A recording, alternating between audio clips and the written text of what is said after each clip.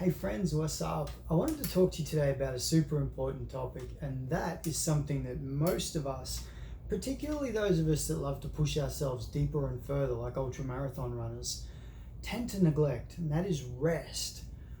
Rest is so important, it's vital. It's just like in this day and age, we have all of these like motivators. We have people like David Goggins telling us that if we're not doing 15 miles 8 days a week, that we're weak. Yeah, who's going to carry the boats? I'm going to carry the boats, and it's cool. Like, it's cool when we're out there and we're doing it, and you got that in your head, and you got Goggins in your earphones, and he's screaming at you that you're a bitch if you're not carrying the boats, and blah, blah, blah, blah, blah.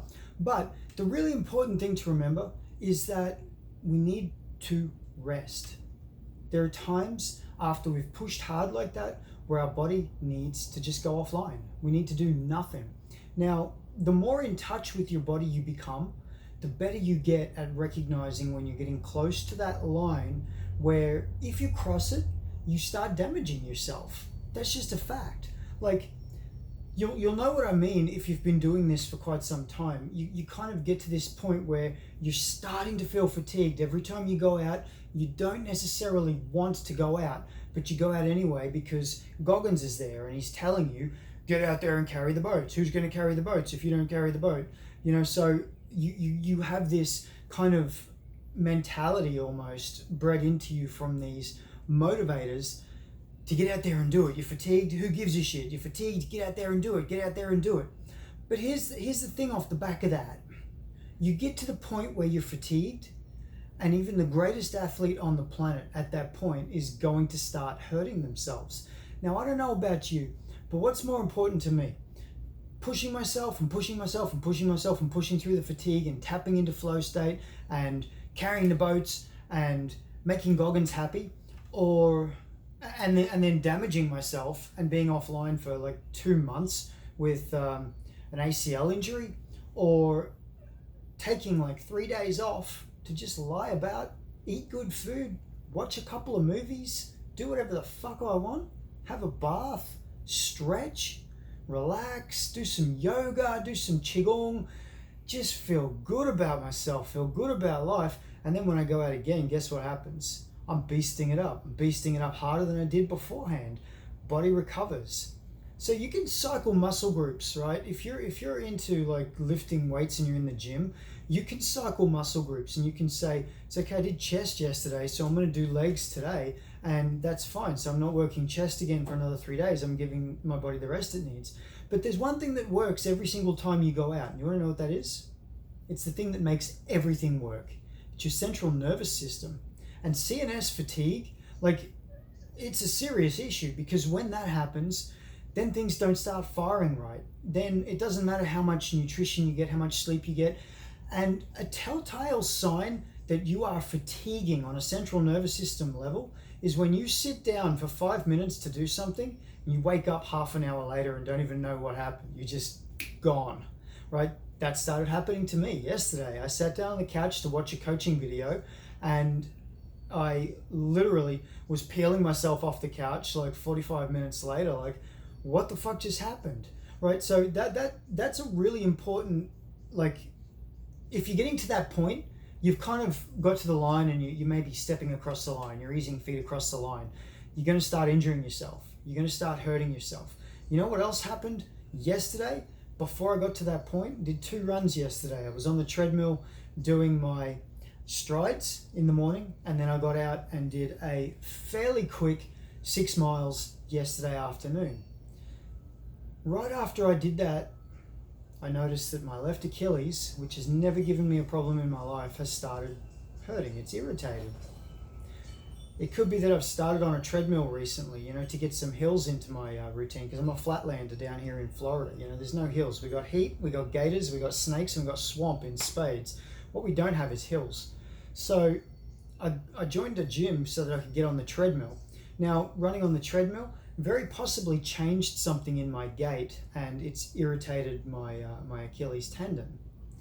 I don't have problems with impact injuries, even at the ripe old age I am, because I run barefoot, right? My body has to be anatomically perfect with my foot strike to stop myself from injuring myself.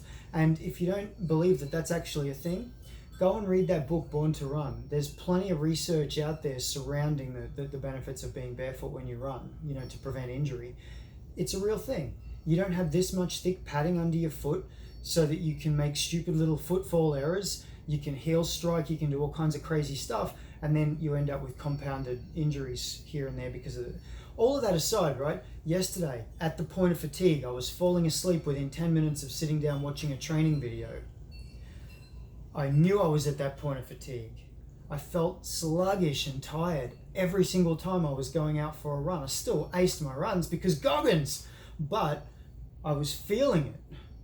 I'm training for some big ultra marathons coming up. So here's the point that I want to make. Deciding, you know what, I have a training plan that includes a run today that I'm not going to do, and a long run on Saturday, and a backup run on Sunday, and I'm not going to do any of them. Monday's a rest day anyway. I'm not running now until Tuesday. I am going to keep my body moving. I might go and get on an elliptical for 30 minutes and do an easy elliptical tomorrow just to keep my body moving. I'm going to do a lot of stretching. I'm going to enjoy a hot bath, probably multiple times a day if I feel like it.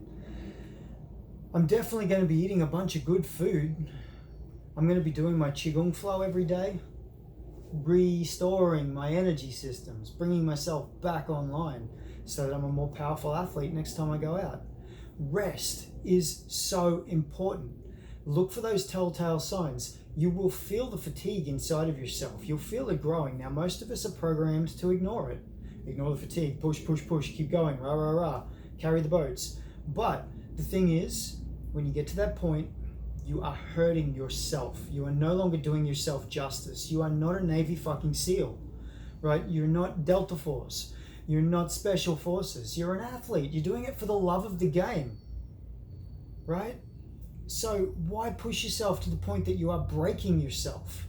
You get to that point, you're overtrained and you're not going to be as good. I said to my wife, we were sitting having coffee this morning, and I said to her, I feel like I'm trying to cut down a tree with a blunt axe at the moment. I need to take these next 4 days off. Some of them are training days. I'm taking them off.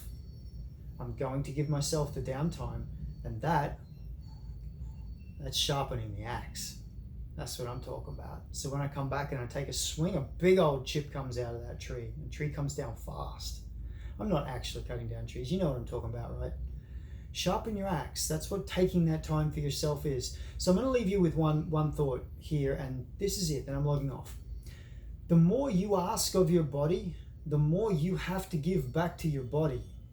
It's the same on the mind. The more you ask of your mind, if you're an intellect, the more you've got to give back to your mind. Same emotionally. The more you're being asked of yourself emotionally, the more you've got to give back to yourself. It's just the way it works. Now, when you give back to yourself, fortunately, it nurtures all areas of you.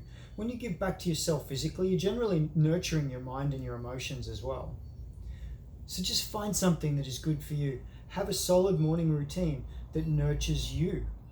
Have a really solid dietary plan that is nurturing to you. If you wake up one morning and you want pancakes and eggs, like I did this morning, get yourself some pancake and eggs. Like, do that for yourself. It's not going to kill you if you do it once every so often, because your body is saying, I need fucking calories right now. You've been pushing me really hard and I need a big hit of calories. I don't care if they're dirty or clean. Just fucking feed me, right? So you do that for yourself. And then you start to recognize that the more you give back to your body, the more your body will give you.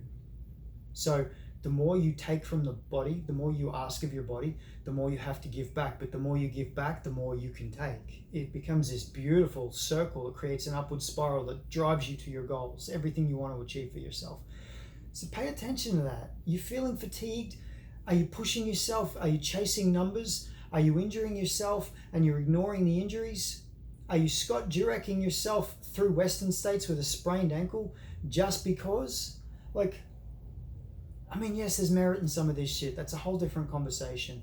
But the fact of the matter is, the more you give back to yourself, the more you can ask of yourself and the greater you will achieve. It's really simple. Have a beautiful day, and I will see you soon. Oh, incidentally, my next video, I found a solution for my Speedgoat 3.0 UltraSpire belt. Like the belt kept slipping loose as I was running. I found a solution for it. It's really comfortable. It works a treat, and I'm going to share that with you on my next video.